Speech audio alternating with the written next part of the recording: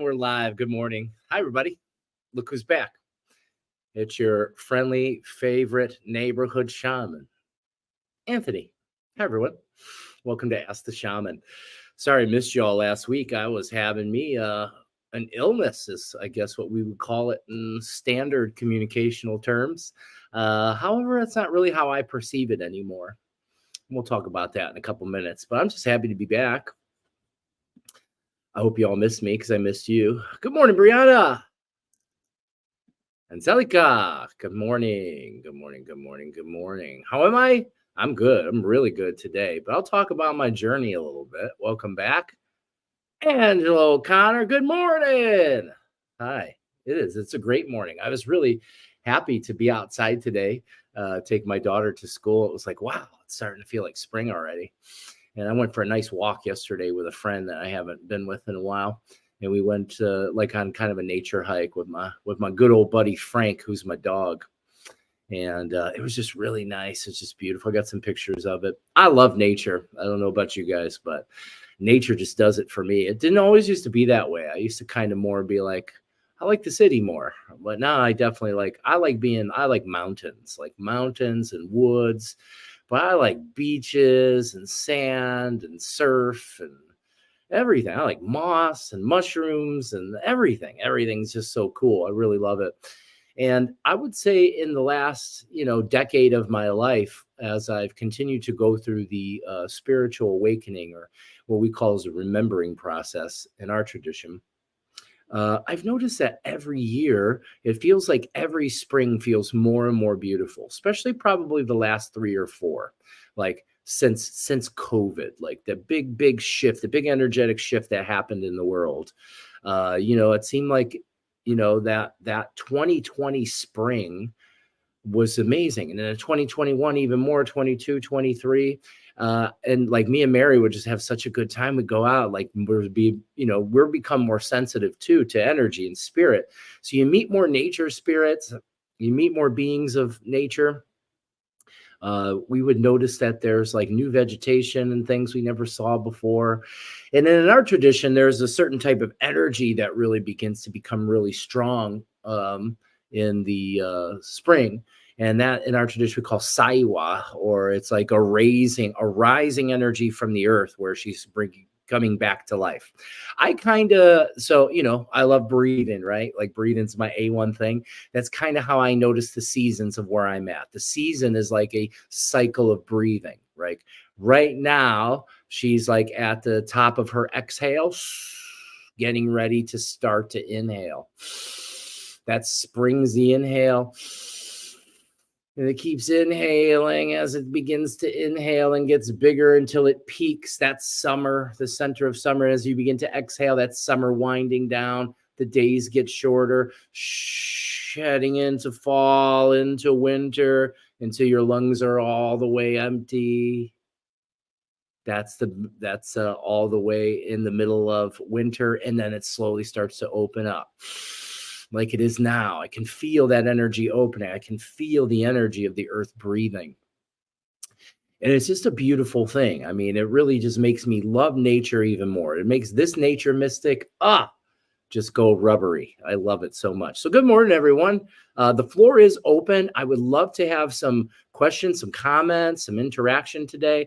I'm going to just start cruising through, see what we got. It's incredible how quickly this winter went. I can't believe Friday is already March. Isn't that amazing?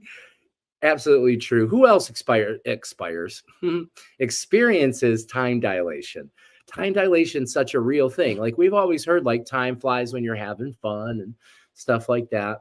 I just feel like it's become more and more aware and advanced in the time that I've been on my spiritual journey. And I just love it. Like, I didn't like it at first. It felt really weird and time felt strange. And now it's just like, wow, this is really cool. It's really, really cool. Uh, but it also, things happen, that so much happens so quickly. Like, but also time seems so long. It's just really, I can't really explain it. You can't wrap words around it because our minds try to live life through this idea and concept of time that's been grafted upon us. But everything's more kind of like a cycle, noticing the cycles of things. But I agree, it happened really fast. I like beaches too. Yeah, beaches. Ah, yes. Welcome back. Thank you. Thank you so much. I'm glad to be back. Oh, soil. Yeah, soil. Soil's alive, you know, like it's loaded. Well, first mycelium, you know, so that's the underground kind of nervous system of all the land. Something I learned really deeply when researching about different forms of fungi and things like that. And then a really cool movie came out. I don't know if everyone saw this, Fantastic Fungi.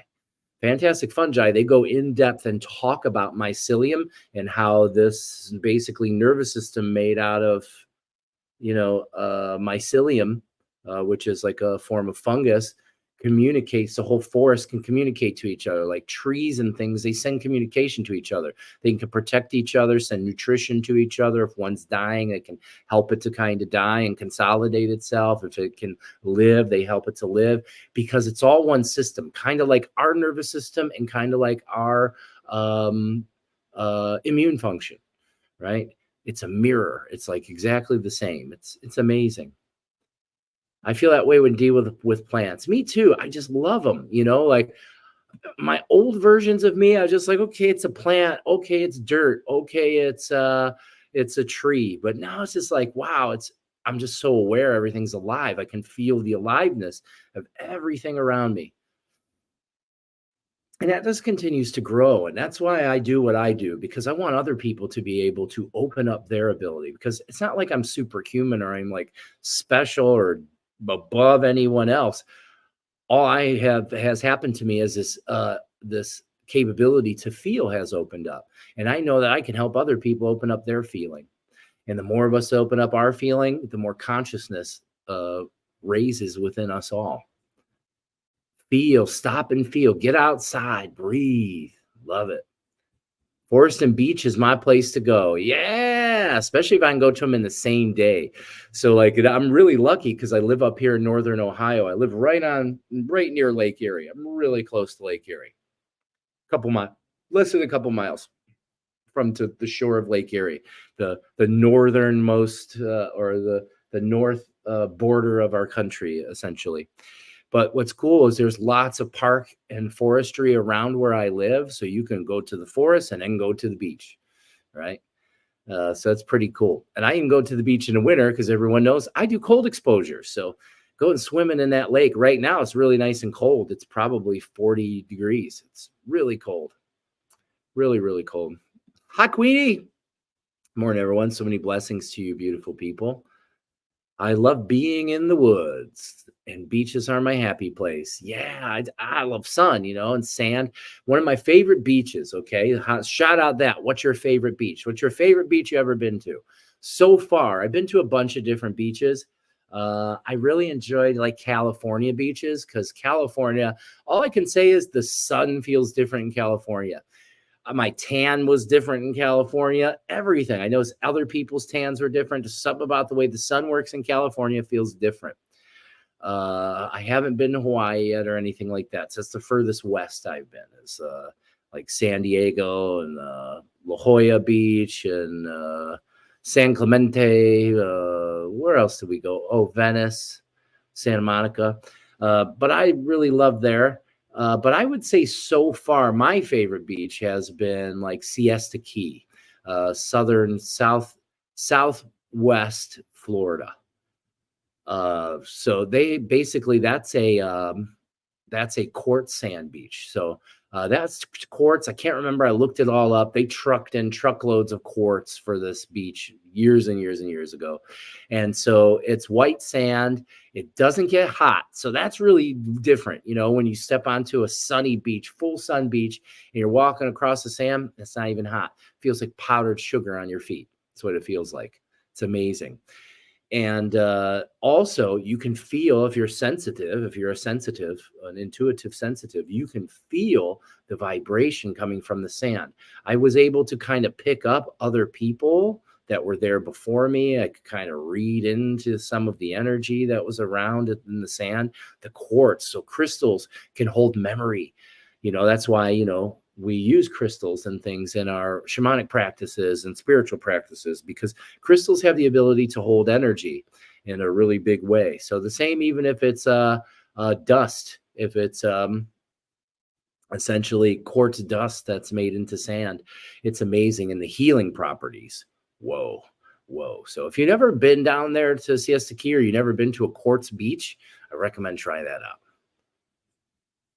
It's the new year. It is. I'm a time bender naturally.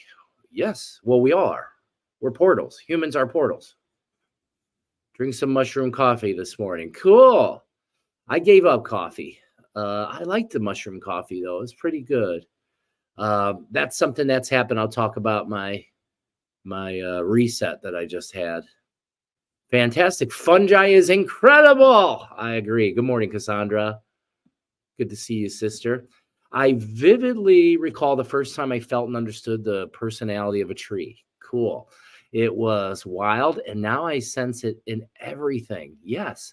I also used to not really care much about plants, but now I love growing them and watching them evolve with love. Good. That's so cool. I recommend that. You know, we have lots of plants in our house. I've been cultivating gardens for several years, us living here, and other types of just household plants and things. And I gotta say, I really, really love it. Like, I feel the same way as you. I didn't used to really care. It's like, okay, cool, it's a plant or whatever. But now it's like you can tell and you can feel that it's alive, you know, like it's so alive. And it responds to you. Like, my favorite part is to sit with our plants and I'll meditate. And, you know, you can connect with them through their root systems. And you're like, well, how do you do that? Because you're not planted in the same soil, but you are, because the soil is the medium in which you understand or you can visualize. But the thing is beyond the physical realm, which is only a certain percentage of what's actually happening, the plants and trees are also connected into the living energy field, which is all things. Nothing's separate. This is all one moving kind of thing. We think everything's separate. Like my ego mind, like, this candle is separate from me. Well, my experience is that. But the truth is it isn't. It's part of the same living energy field as I am. I just having an experience of it. And I can feel the fire now holding this. So now we're talking about that fire. Fire is an amazing, amazing tool for healing your mind. Don't believe me? Get yourself a 7-day candle, light it, and sit there and do some breath work and just stare at the flame. That natural light comes in, it activates the pineal gland, starts to reset your circadian rhythm, starts to make you feel better. You start to have a better flow of neurotransmitters.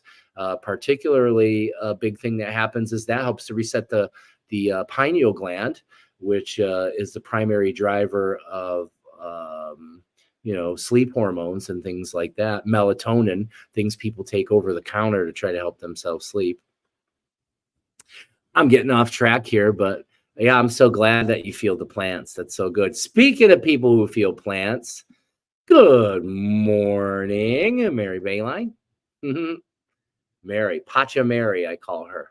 And Mary, I'm one of Mary's critters. Mary's got critters. We have all kinds of critters in our house and plants, and it's wonderful. I love it. I love Maine beaches. Cool. I haven't been to Maine yet. Siesta Key and Hawaii beaches. Mary, I have not yet been to Hawaii. I'm waiting for you to take me. Newport in Rhode Island, but I need to get to the beach. Okay. I like that. Hella Quick. Cool name, dude. Good morning, brother. Good morning. It's hella quick you got here. I love it, by the way, man. Hella quick. Yes. Morning, Paqo Mary. Okay.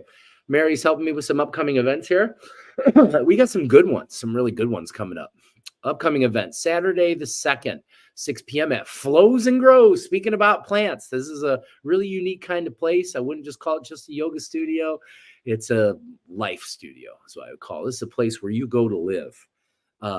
Flows and Grows, but they got plants and all kinds of stuff. We're going to be there on the 2nd at 6 p.m. doing a breath and sound bath, breathwork sound bath, meditation group.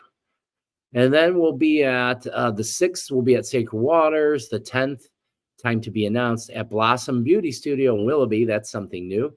And then 3:15, this is new, at Coca Fitness. That's in North Ridgeville, I believe. And Wednesday, 3:20, again at Sacred Waters. So we got some stuff popping off. We're working on some, other new things too. So I'm not going to talk too much about that yet. I'm going to wait till we have it together. I don't want to spoil the surprise, but there's a surprise coming. We got some new things on the horizon I'm really excited about. Thank you, Mary. Angela O'Connor, I was recently on a big Starbucks kick and I'm trying to pull back. I love coffee, but sometimes it can pull on my cravings.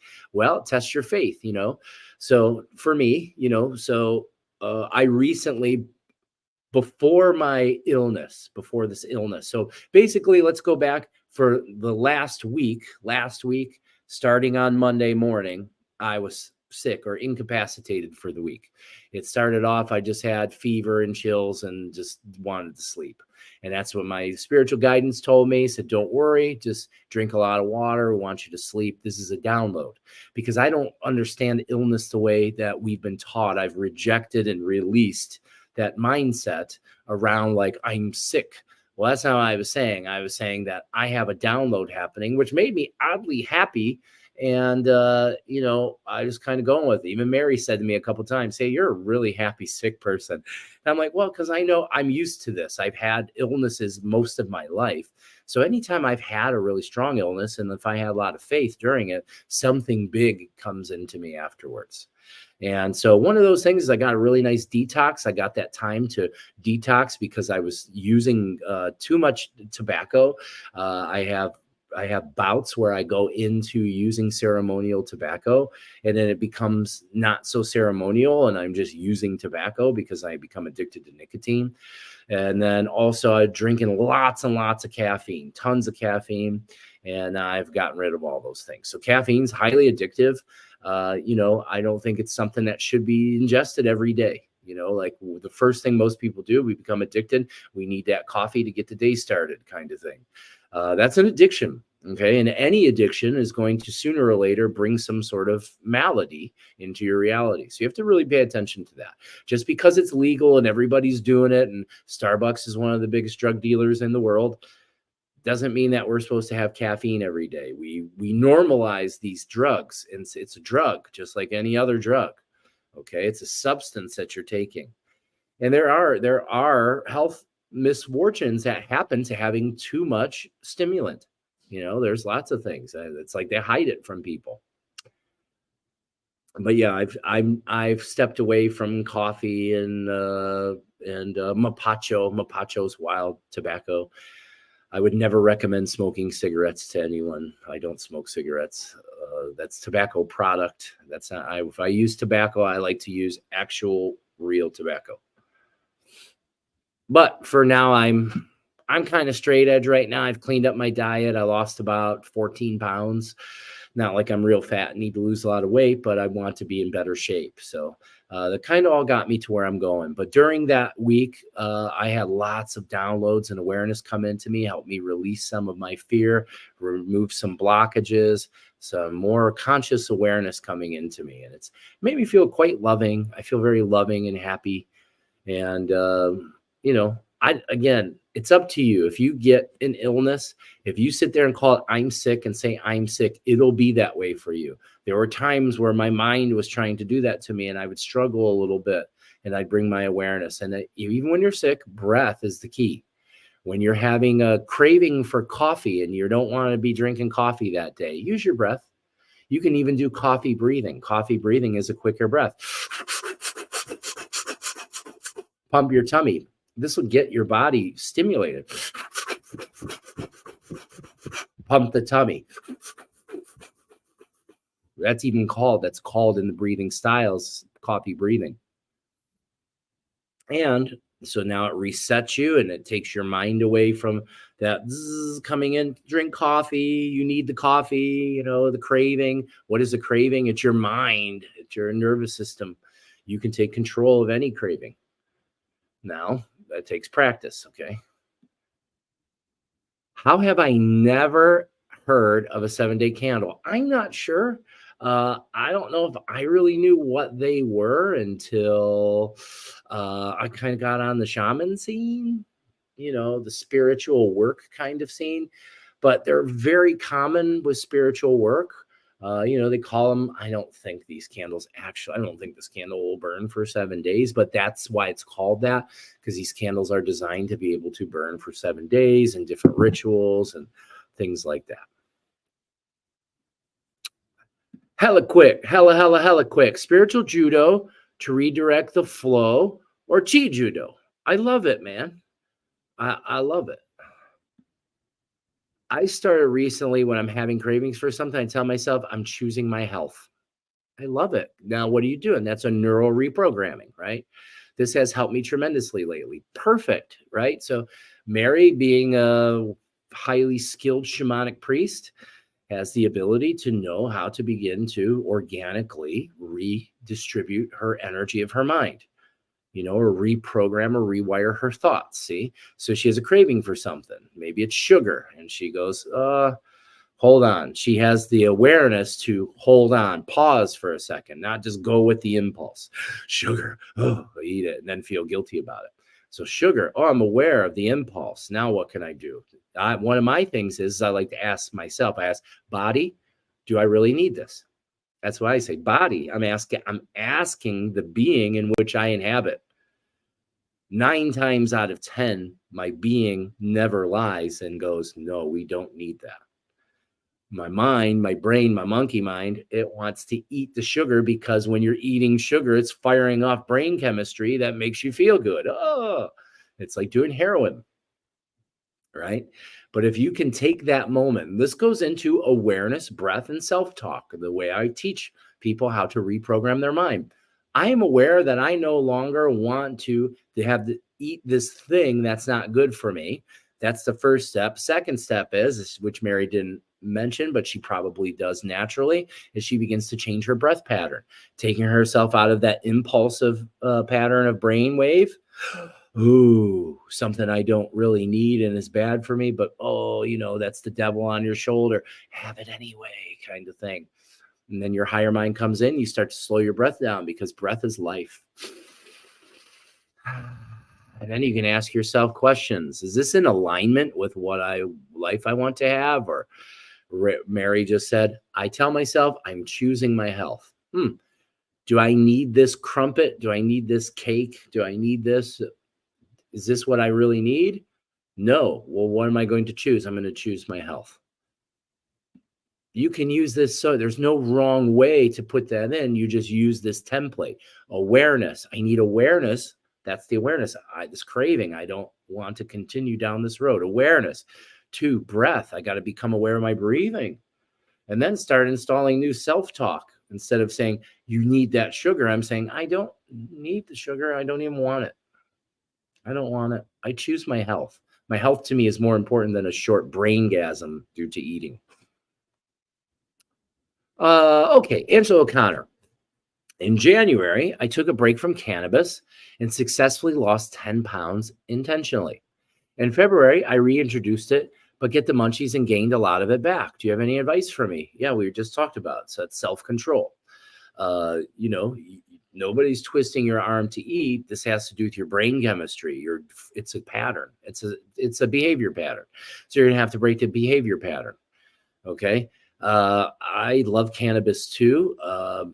If you get munchies, try to eat something. I would drink shitloads of water. That's always the big thing, is big amounts of water.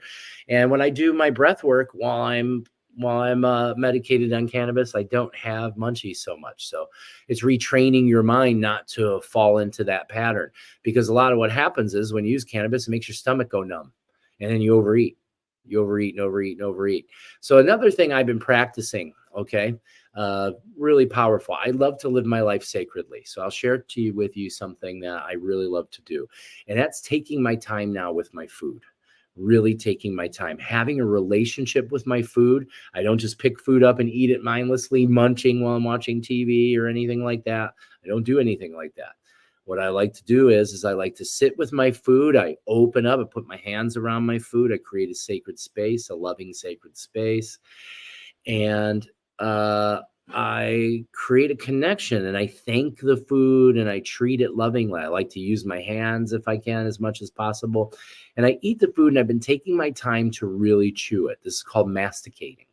So really chewing it, tasting it. It feels weird because you're liquefying your food and tasting it in your mouth. It's really weird at first because it's like the texture's kind of gross because you're not used to chewing your food up so good. But you're slowing down. You're really enjoying the food. So you're going to probably eat less food. So you're giving time for, as the food goes down, for those satiety signals, that I'm full signals, to reach. And another thing I've been doing is I've been trying to live a way that Mary and I have discovered in these places called blue zones, which are places where the vast majority of centenarians, people that live to 100 or older, live. And something that we see kind of across the board, a trend in these places, is that these people don't overeat. They kind of go to an 80-10 or an 80% rule, I think is the word they use. In some form, 80%. Eat until you're 80% full, not till you're full. Don't wait till you're full. Stop at 80%. And this takes some training. You have to, if you're aware of your food, you're aware of how you're chewing, masticating, taking your time and really enjoying your food. One, you don't have enough. You don't want to sit there for 2 hours and eat because you're taking so long to eat, so that's one way to stop some of the eating, the overeating. You're having a much better connection with the food. You're breaking it down into much smaller particulate that's easier for your body to digest, thus absorb, because that's what's actually important about your nutrition, not what you're putting into your body, what you're able to absorb. This is why people that even have great diets are still very sick sometimes, because their gut microbiome is broken due to the incessant thinking that's happening, and they can't digest the food. They can't digest the nutrition. So it helps you with digestion and absorption. And then also the satiety signal, that means the feeling that I'm full. It comes on different when you're taking your time eating. It's easy for that 60, 70, 80%. Just eating until there's, I used to always call it eating till I'm satisfied. Well, I think it works better if you say 80%, because for some people, satisfaction is until I'm stuffed. If you're always eating till you're stuffed, you're overeating and you have a poor relationship with food. You have to be honest with yourself. Okay. Now there's going to be people that get mad about that. They're going to be sensitive about that. I'm sorry. I'm not here to hurt or upset anyone. I'm here to tell strong truth. That strong truth is something all of us need to hear. No one's telling you that you don't have a beautiful relationship with food. If you're not sitting there with your food, praying with your food, talking with your food, having gratitude for your food, taking your time to chew it and masticate it and know it, and stopping at 80%, you have a poor relationship with food, and you're going to want to look at that. Okay. Thank you, Angela. Great question. Been really struggling putting the weed down. Here's another one. Notice when I do, I seem to gravitate towards some sort of substitute, most recently coffee. All right. So then you're going to ask yourself, what am I escaping from? So what happens if I do nothing? That's what you're going to find out. This is how you train yourself. Okay. You decide, I'm not going to do any substances today. I'm not going to have any cannabis. I'm not going to have any coffee. And I'm going to sit still, and I'm going to breathe, and I'm going to inspect my thoughts about these things. What's the story you're telling yourself? Because what keeps you, you're displaying addiction is what that is. I need these things to escape. What if you do nothing? Can that be okay? And if it isn't, why? This will help you to understand your mind. Most of the things we get addicted to are just forms of escapism. It's not that we're addicted as much to the substance. However, there are chemical and physical addictions, but those are vastly overpowered by mental and emotional addictions. Most people don't have the biggest struggle with the chemical addiction. Some do. It depends on the substance as well. But before the chemical addiction can even be taken down, the mental, emotional standpoint has to be addressed. Because here's the thing. Sobriety is not the opposite of addiction. Sobriety is the opposite of intoxication. Addiction is the need to escape my reality. Yeah. Let's see.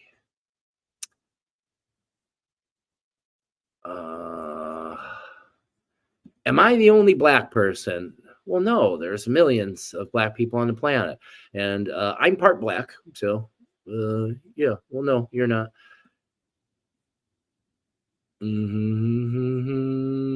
Good to be here again. Hi, Adam. Welcome. Don't be anyone's devil. Well, you can't. You can only be your own. The devil lives within. The kingdom of heaven, Yeshua, when he was here and teaching, and many others before him and many after him, told us already. The kingdom of heaven is within. It's here. It's not out here. You're not going to find it in the heavens and above the clouds. It's inside you. You are a living universe. Guess what? That's where the devil lives too. You're all things. Separation is an illusion of the fallen ego mind, or what I would say in the full context is all is one living energy without separation. All is one living energy without separation. We may have different awarenesses, and I get to be this human, you get to be that human, but we're not separate. It's like fingers on the hand. My fingers are not separate from my body. Each finger can have a different experience, as we are fingers that have different experiences of life and reality. However, we are not separate from the one. At the deepest level, we are without sex, gender, race. Those are all things that have been imprinted upon us through our time here as a human. But we're growing beyond those things. Nardu says, are things really bad for you? If your energy connects with everything, your body ingested and discards everything unnecessary. Well, that's a great question, and I think it's very complex to answer. So I'm going to do my best. I love these kinds of questions. Fucking awesome question, Nardu. I love it. Pardon me. Got a little residual. I'm still not 100% from that respiratory illness was crazy for me, by the way. I'll talk about that later. So are things really bad for you? Well, your mind. That's the thing that's really bad for you, okay? There are things that your body doesn't need to ingest, and I recommend it doesn't, and it has the intelligence to tell you so. However, we override that with the ego mind. The ego mind, it's way overdeveloped in us because it's all we've been taught to use since we've been children. This mind, and it's run by impulse and emotion, and doesn't have a lot of logic and understanding, as it doesn't really understand. So, your energy connecting into something, so say food, or say if something really bad for you, like fire, being too close to fire is bad for you. But your body has an innate ability to tell you you're getting too close to the fire because it sends you a signal through your nervous system in the form of what we understand as pain or hot or heat, saying, ooh, back away from there, okay? The same thing happens even with food. If you have a piece of cake in front of you and you slow your breath down and you take your focus off the wanting the cake and instead go into your body, this is what meditation's about. Interoception, being able to feel. You'll feel the truth in your body. What makes the cake bad for you? Your mind knows. Your mind knows it's not good for you and it's sugar. So when you're eating it, even though you're trying to not pay attention to that, your subconscious mind is aware and things are running in a direction to potentially make this bad for you. Okay. So, this runs into philosophy and understanding and everything else. So someone like, well, if I just believe the cake is good for me, it is like, yeah, but it's not just, you can't pretend to believe. This is where people get fucked up here. This is where people don't understand, is they think, well, I can't just say that I'm healed and I'm healed. Right. You have to believe, you have to have faith in your heart. You have to fully believe. That's faith. Okay. Without that, nothing happens. That's the thing. People don't understand, like, oh, but the understanding of faith is a big misconception. So there are people on the planet that can ingest poison and they don't have an adverse effect. Why? Because they have faith or full control of their autonomic nervous system is another way to look at it. So it's a tough question because it depends on how conscious one's mind is. Are there things that are really bad for you? What would I say for my highest consciousness? No. There are decisions that don't work in your best interest. I don't say anything's good nor bad. I believe that God doesn't make mistakes, and whatever it is you do or endure or feel or experience in your lifetime, whether you call it good or bad, the universe doesn't know and it doesn't care. It just responds to your reactions. That's all it does. So from the higher consciousness, say nothing's bad. From a more standard way of communicating, yeah, there's some stuff that you don't want to do, like eat processed foods. You know, when I go into the grocery store, it's appalling to me that most of the food isn't food at all. You know, so I really limit. I don't eat much. You know, there's no one size fits all diet for human beings, plain and simple. I don't care what anyone says. There's no, this is how you eat. Nope. Sorry, that doesn't work. Each one of us is very individualized in how our biochemistry is working and everything else. There's some things that are, you know, across the board, but very rare. The thing I first point people to, because people are like, what kind of diet should I do? I'm like, well, let's look at the diet you have, you know, because I don't even like to use the word diet, eating lifestyle. You know, what should be my nutrition lifestyle? Change the word diet. Sounds like I'm restricting myself and, you know, fad diet kind of thing. What's my nutritional plan? You know, what's my nutritional lifestyle? I love those words, a nutritional lifestyle. What's my nutritional lifestyle? Mine includes trying to not eat processed and ultra processed foods. That's the primary thing. Processed, ultra processed foods, processed sugar, white sugar. If I have sweetening and things, I like to use honey, raw honey, unfiltered honey. Okay. So there's choices people can make. But, you know, your body does, you know, you're like how you said, it ingests and lets stuff out. The thing is, if your mind's working improperly and you're not connected to your spirit properly, that process does not work properly. It doesn't have the ability to digest properly. And if you're eating a bunch of seed oils and things like that, it clogs up all of the receptors and things in the gut. Your gut's the primary driver of all of your neurochemistry and your primarily your serotonin. Most people don't know this. Depression, anxiety start at the gut. So people run out, oh, starts at the gut. I got to run out and get some kombucha and some probiotics. That's fine. And that's good. And this probably help you a bit. Maybe that will take some of the haze off of your mind for you to begin working with your mind. Because if you don't work with your mind, it doesn't matter how good your nutrition is. You're still going to have suffering and issues. Happens all the time. I see people all the time come into my practice, show up. I've been on a spiritual journey for a long time. I eat really clean, exercise a lot. You know, I do all these things, but I'm depressed. I'm not happy. Okay, well, let's look at your mind. Let's see what's going on. Then you start to look at, well, you're not doing anything to help your mind. You're escaping in your exercise, right? Lots of people escape and exercise. I think it's okay to use exercise as a mental health tool. But if you're escaping, if you're not taking care of that underlying issue, all you're doing is bypassing it, and eventually it will rise on its own, usually catastrophically. Great question, Nardu. I hope I was able to cover some things there. Do you have any advice for me? I'm an engineering student and I also want to engineer my reality. Do it. You're doing it all the time anyways, you know, like you're saying, I want to engineer my reality, as if you don't believe that's happening already. Well, I got news for you. It is. All of us are the engineers of our reality, because every choice you make has to do with what you're observing. Okay. The life that you're observing right now in this moment is a direct result of all of the decisions and choices you've made up until now.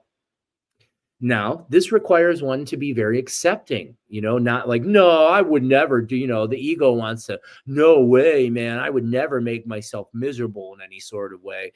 You got to start being honest with yourself, because the thing is, we are in charge of all of our own suffering.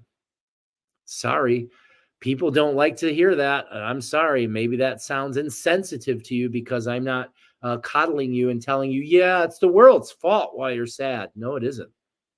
It's your fault while you're sad. You're the one that's holding on to recycling patterns and ideas and, you know, wounding from previous relationships and so on and so forth. Those are things that's called working with the mind. And that's where mindfulness and mindset are very important. And how does this occur? Meditation, it's quite simple. Meditation, tapping, breathing, dancing, shaking, stuff you don't normally do. Qigong, somebody mentioned Qi Judo, which is awesome. This is movement of energy in your body, doing things that you love, having relationships with the world around you, including your food. So you're always engineering your reality. How do you start? Okay. Like, so I want to have a better reality. My life. So first is you start with gratitude. Okay. You start there. Look at the life you have. Long as you're not in any physical danger, because that's the thing. If you're in danger, you have to get out of there to where you're no longer in danger and you can be in a state where I'm steady in this moment and I can be grateful just for being alive. Find gratitude just for the simplicity of the life you have right now. If you have the capability to do that, you're already free. If you don't, that's where you have to work. You have to work on finding gratitude for now. Because if it's not somewhere else, you're not going to engineer some reality that's better than this one. Sorry, if that's your goal, you have to come back into this one because you're not done learning what you need to learn here. What we need to learn here is radical acceptance. I accept each moment as if I've chosen it. As soon as your mind begins to agree to that, you become the creator. You become the engineer of your reality. Until then, if you're externalized and you're blaming things outside of you in any capacity or form as if it's separate from you for how you're suffering, for your life, then you're never going to be free. It doesn't matter what you attain. It doesn't matter how many degrees you get, how many houses you buy, how many women you date, how many concerts you go to, how many trips you go on. It's not going to matter because you're never going to find happy outside of you, ever. So if this message right here, if anyone thinks that happiness is somewhere outside of you, you're never going to find it. Believe me, I've looked. But you know where I did find it? Inside. And I know that sounds like the Lion King, but that's the truth. I love the Lion King, by the way. So I hope that works out for you, Adam. Let me know if you have any other.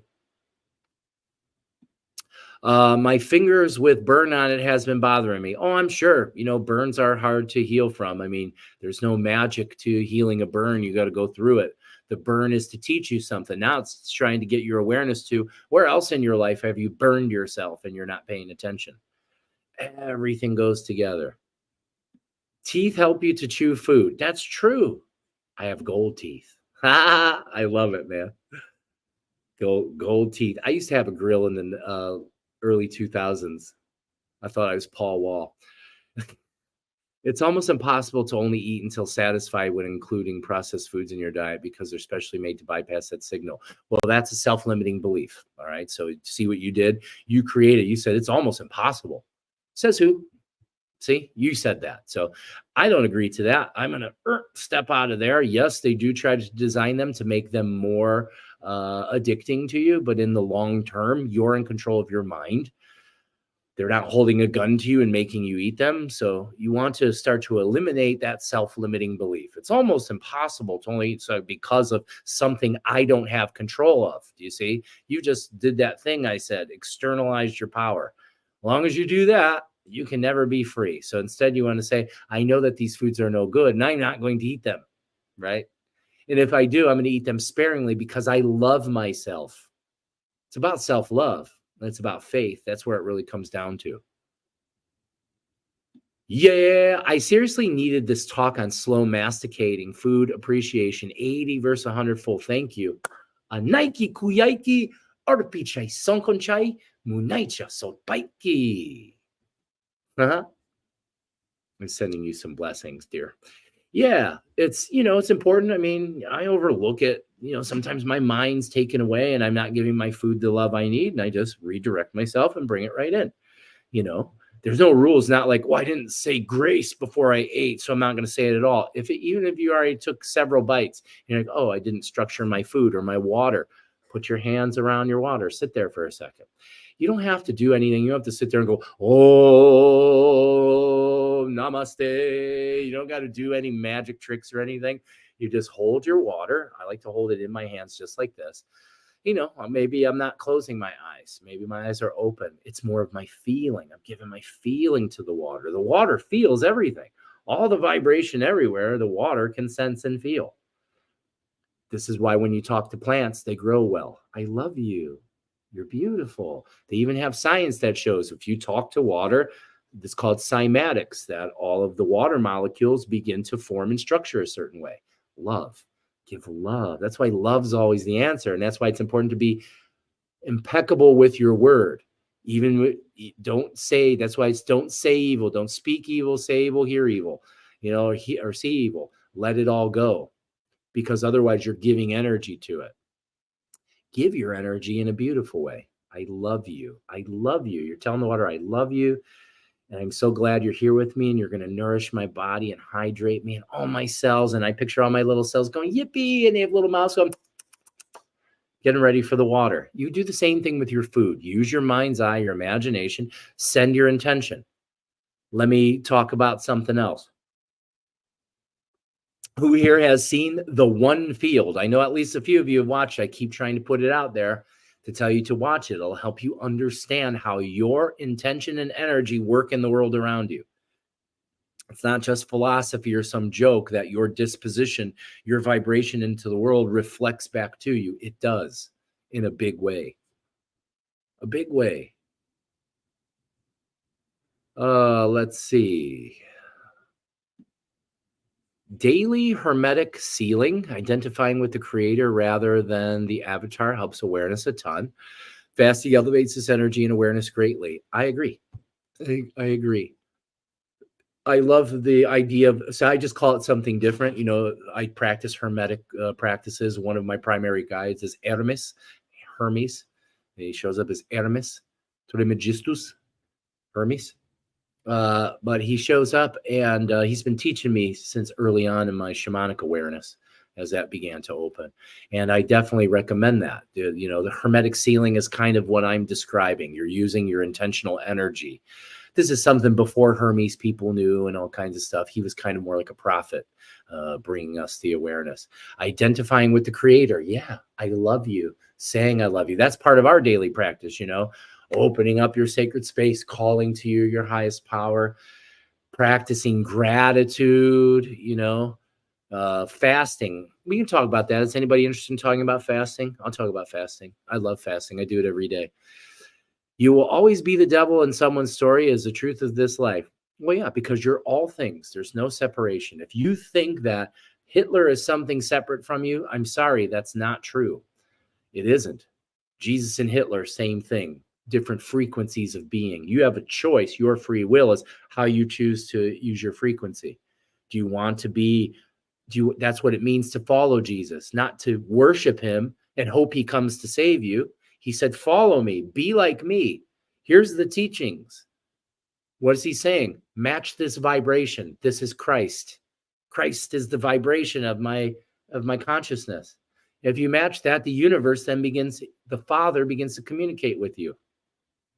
The Father is the living energy of all things, which also is the mother. They sexualized it a bit in the translations because, up until more recent times and maybe even arguably now, it's men have been in control of things. I got news for you, though.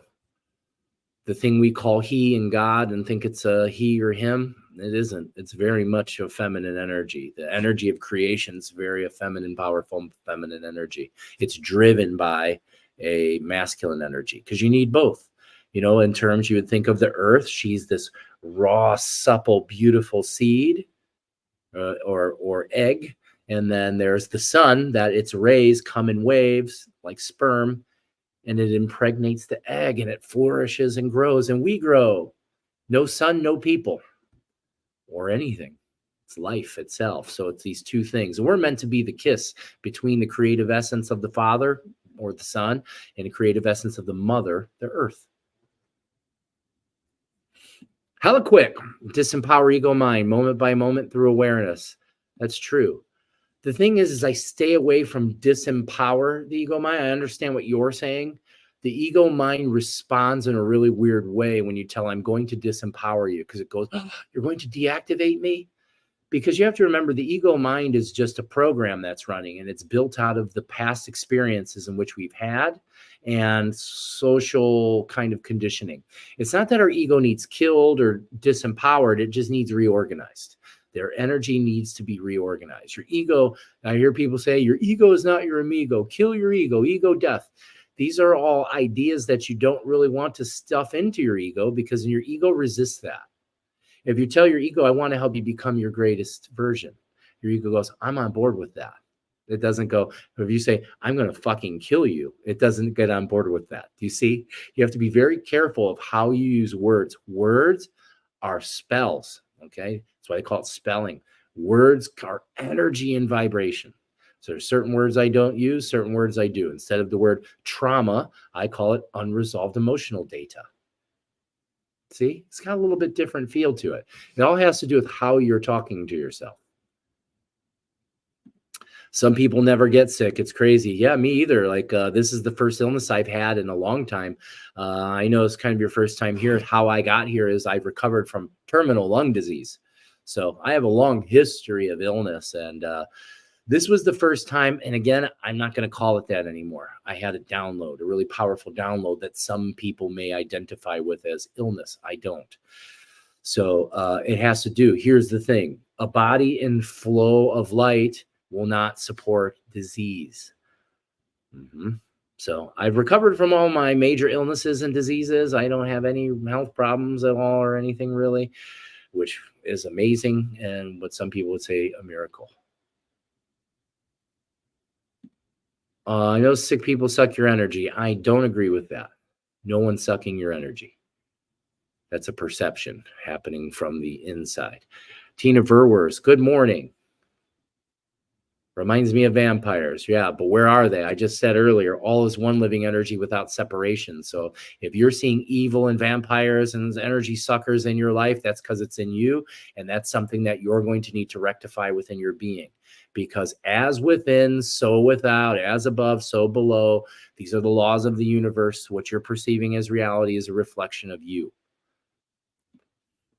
Prophet Nap. I'm a shaman as well. Cool. What kind of shaman? Tell me about your experience. Tell me about your medicine way, your teachers, your lineage.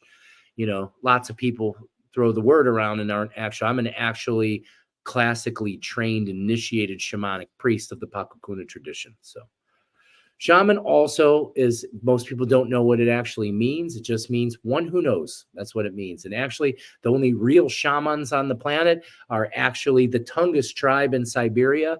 Those were like the first type of people that were studied by anthropologists. And when they were studied, they said that they were shamans. So when the anthropologists went out into the world and studied other forms of like energy medicine and things like that in the world, they just assumed that they were shamans too. I'm not a shaman technically. Technically, I'm a priest. It's just a word that's commonly used in this part of the world. Shaman means one who knows, or one who walks the way of the master. Ha, you don't have to do magic tricks. Just hold your water with intention. Love you, and you're hilarious. Thanks. Yeah, well, you know, I'm not saying you can. Ceremony and ritual is a beautiful thing, okay? For some people, that's a deterrent, because they're like, well, I'm not going to sit here in a restaurant and call in mighty Zeus to bless my water in front of everyone, because they're going to ridicule me and maybe try to hurt me, you know? Right. So like I'm saying, if you're alone and you want to do that, or if you don't give a shit if other people think you've lost your mind, the sleeping people, I'm not big about trying to scare the crap out of everyone. You know, you can just really be, you know, it's about being loving. It's not about showing off or anything. It's about being loving to your food, what you're taking in. So yeah, definitely. It doesn't have to be magic tricks. It just has to be intention. Your intention drives all your energy. The better you get at knowing that, the better you have the ability. Yeah. Good morning, Tina Verwers. My son said, what about the dinosaurs? Also, why is I have to trick the earth to love me? You don't. What's the question, Jay, about the dinosaurs? I'll go into that. I'd love to go into that. Also is, why is I have to trick the earth to love me? You don't. The earth is you, my friend. What all you have to do is begin to create a relationship, okay? This is the thing that's disconnected from us, is we're disconnected because we're always in our head. We're observing our reality from this incessant thinking mind. The whole idea and the whole premise of meditation is to get you out of here and into here. Because this is where you're actually meant to observe your reality from, not from all this exterior idea. You're meant to feel from the inside. When you get here and you feel your life, it changes how you see it out here, like magic. That's the magic, because we don't understand that our perception, what you're seeing and hearing as reality, are fractions of what's actually available. But we're kind of numb to feeling. So what I would suggest is taking some time. Go outside on your bare feet, be in the grass, smell the air, move your arms around a little bit. Just move your energy. If you know what Qigong or Tai Chi is, do some Tai Chi and Qigong. Invite the earth to you. Invite her. The earth already loves you. You don't have to coax her. She loves you like all hell. She just wants you to show up so you can hug her. And she can hug you. And as you develop that, it becomes a neurological connection. And you have this really strong connection with the earth, right? And she can help you. She can bring healing into your body, all kinds. That's how I help heal myself. And also with my perceived illness that I had in the last week, I did a lot of work of bringing in earth energy into my body. Angelica says, my left ear started to ring when you mentioned Zeus. Somehow I knew it would. You know, it's an archetype. You know, Zeus is like a way of saying God. Now, you know, it's not like there's actually this guy named Zeus that's on top of a cloud and is going to wield thunder and lightning at you. But it doesn't mean there isn't either, you know, because it's about your perception and what's going on. You know, it's understanding that everything's alive. I think that's the most important thing. And that's the primary teaching of our tradition of shamanism, is that all is alive. I loved that when I got into the apprenticeship, because I already had a strong awareness. I was communicating with spirit, healing others, doing a bunch of stuff. I already kind of knew that everything was alive. I could feel and sense. But then in our tradition, when I say, well, this is the primary teaching, because not everyone can sense what I sense. I understand that. Everyone has the ability to. It's just not awake yet. But it's that sensation. You're having a sense of aliveness around you. You can feel the aliveness around you. And that only happens by feeling the aliveness within you. It's a matching frequency. Oh my gosh, I can feel 30 trillion at least cells of life. You know, oh, that's amazing. Just right now, as I'm talking about, my whole body now is tingling and vibrating. Who else can feel that? Feel your body. Let's do a little exercise, shall we? Close your eyes. Open your hands. I like to always open my hands because I'm inviting energy to me. You know, this is called path. There's two ways of praying. There's active, God, you're sending commands, and passive prayer, where I'm receiving and gaining.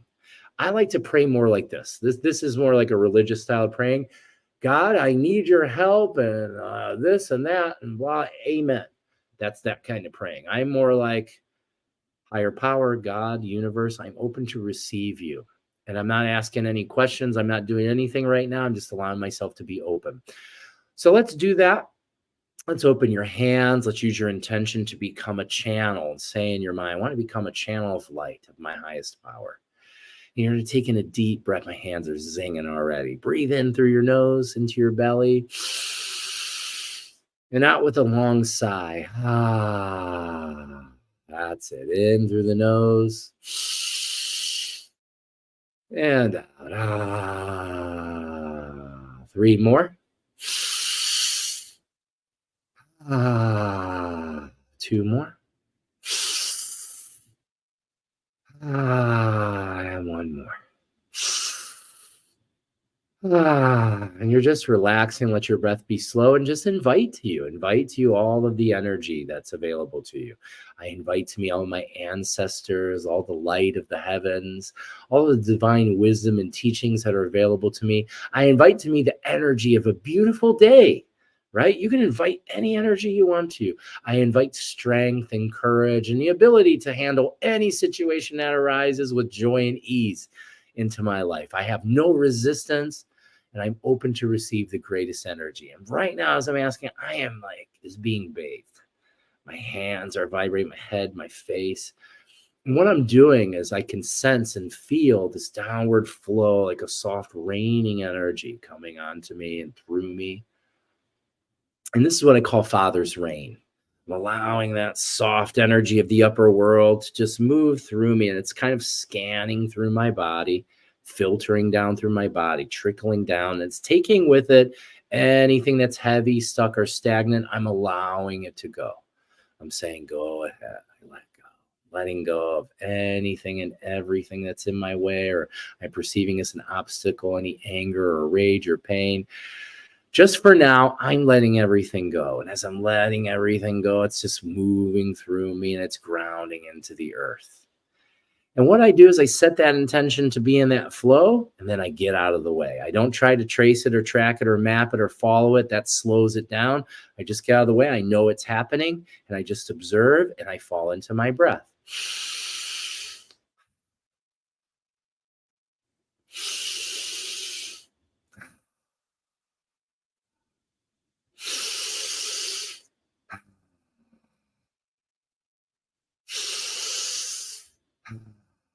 Good. Now I'm starting to picture them flooding my body with energy, with light. It's all coming in through all of my pores, into my bones and my cells.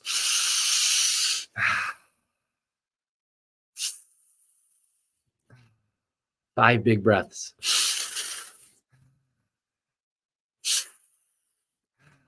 3 more big. 2. Last one, big breath, and hold it. Take in more. Hold on, I'm going to close my hands. I'm going to squeeze all the energy in. And release. Ooh-wee. Wow. Woo. That feels so good.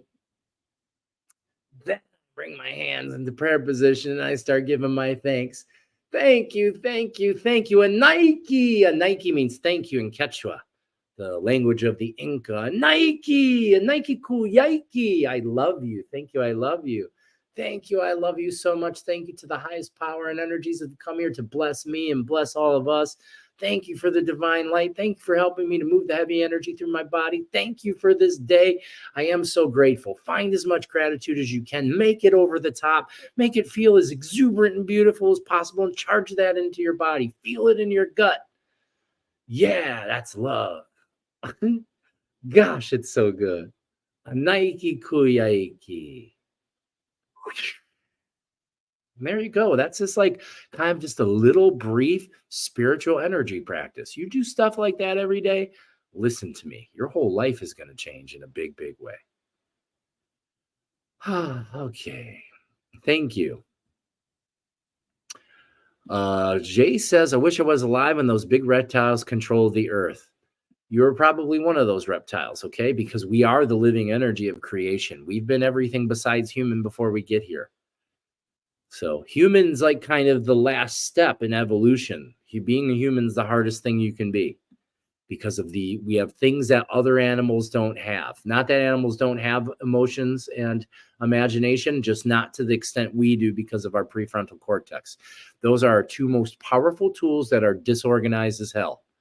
Is our imagination, because most of us think it's just my imagination. So the mind has discounted it because we've been taught as children, no, that's just your imagination. You have imaginary friends, not real. Who are you to tell me that what I'm experiencing in my vision isn't real? You don't have the ability to tell other people that. You have to just you have to accept people as they are, right? Doesn't mean you have to agree, but you have to accept, okay? So your imagination, super powerful tool. You want to use it every day in a beautiful way. Imagine your greatest life. Imagine what it is you really like to do. If you couldn't fail, what would you do? My next question is, what's stopping you? Get going. Okay. And then imagination 2 is emotion. Your feeling, your vibration of your body. What does anger feel like? Feel it in your body. Know it. Don't just think it. Know it. Know thyself. What is rage? What is sadness? What is joy? What is love? What is ease? What is peace? How do those things feel? Beauty, gratitude. That's a feeling. That's what we're meant. That's emotion, feeling and emotion. And now if you can create an elevated mindset through your imagination and then power it with your emotion, the universe has no choice but to serve you that. You're already doing that. Okay, that's what we need to understand. The reality you're observing right now is a direct result of that, of your imagination and your emotions. If you take control of your imagination, your emotions, your whole life changes. Let's see. I'm doing this breathing ritual, inviting energy to my space every day, but my back pain came back stronger than before. Am I missing something? Yeah, you're got to flow the energy. So wherever the pain is, you got to bring your attention there because that needs love. Pain is just an emotional response. That's a symptom. Pain's a symptom saying, I need to make a change. So what you need to do is not run away or try to take the light to overbear the pain. That'll work for a while, but as you're seeing, the symptom arises again. So what it's going to take is for you to sit with the pain and ask it what it needs. It'll tell you, maybe not the way you think it should. I don't understand why people get to do whatever they want, but I have to be so specific with my being. Well, that's a mindset that you're creating. You're saying that. Why do you believe that? And that's a lot to kind of go into. And I could help you go into that if you like. I do private sessions. Private sessions are available. Hella Quick, much love, respect. Thank you, Hella Quick. Have a beautiful day. OFEC11, thank you, thank you, thank you all. All right, everybody, I got to get going. I have a 10 a.m. Client. But this is amazing. I love you guys so much. I love doing this show. I'm going to keep doing it for a while. There are some new things coming. So let's enjoy the time we have. I had an amazing experience at Sound Bath. I was seeing blue square in my meditation at the Sound Bath. Awesome. The blue square. It's a blue door. I see that sometimes. All right. I love you all so much. Please visit our website, thepositivepineapple.org. If you can make a donation, that helps people all over the world. Okay. We're going to start to instate a sponsorship program because so many people, listen, there's so many people in the world that need help, guidance, and healing that don't have money. I'm helping as many people as I can, but at the same time, it's driven me into a point where it's hard for me to survive. Okay. It's hard for me to survive because I'm giving all of my time and energy to everyone else to try to save them. And that knocks me out of balance. So I need your help to help me balance. If you could help me balance by making a donation, donate with the greatest ability that you can. I don't expect you to, but I accept that you will. I accept that you know what to do. Help me to help change the world. Together we create miracles. Visit our website, check out our events. There's a lot of stuff happening. I love you all so much. I'm going to take off now. And Sacred Beholder says, I'll be setting up another session with you tomorrow. I can't wait. I'm looking forward to it. All right, everybody. I'm going to take off. Have a beautiful day. And I'll see you later. Catch you on a flippity flop. Oh, tomorrow, join us for SOAR. That's something I didn't talk about. That's the live stream I do with Don Zane Kerfman, another wonderful shamanic priest, also one of my teachers. He's a great guy. He's very knowledgeable and has a great connection into divine wisdom. So I can't remember what it is. Let me see. I am curious. What was the topic for tomorrow? I have to look at it. We do have a topic. And we usually have some good conversations. So you haven't checked out the SOAR podcast yet. I recommend that you do. It's really, really good. And we talk about some amazing stuff. This will be fun. Development of intuition. How does one develop your intuition? If that's something you want to learn about, see us on that show. And then I'll probably talk about it again later on. Develop your intuition. And come soar with Zane and I. I hope you have a beautiful day. I send you love. Whoosh. Breathe and be love, friends. Love you all.